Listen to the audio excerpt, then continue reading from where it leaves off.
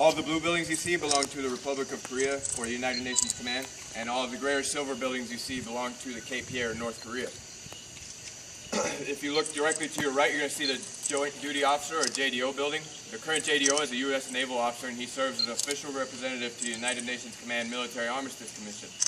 He also conducts official communication between North and South Korea via loudspeaker, because years and years ago, North Korea gave us a phone that we were supposed to contact them with. However, about a year and a half ago, they stopped answering their end of it.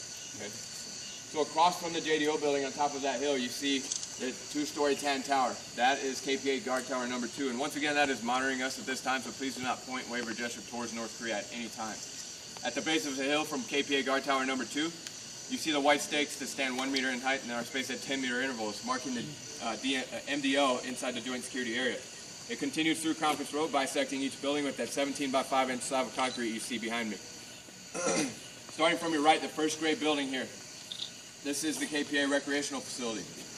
It is named that rather ironically, for it houses no recreational equipment, and the KPA rarely ever use it. When they do use it is when we have meetings between high-ranking officials in which they will stage 10 to 20 armed guards inside. While their troops are inside of there, they typically pull back the curtains and flip us off or make throat-cutting gestures or things like that at us. Due to these childish antics, we've given that building the nickname the Monkey House. Now, the first blue building, T3 here, that is used by the JDO for colonel level and staff level officer meetings. T2 is used for general level officer meetings. And T1 is used by the Neutral Nation Supervisory Commission, the Swiss and the Swedish. They use that for weekly meetings. However, when they go inside, they don't meet anybody, because in 1993, North Korea deported the Czech and the Polish for being too democratic. So they no longer have a neutral nations on their side. Okay, so that would have been what the last gray building on the end served for, was the Czech and the Polish neutral nations building.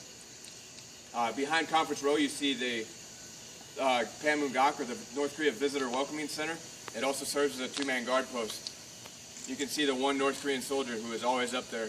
We call him Bob because he's there 24 hours a day. All right.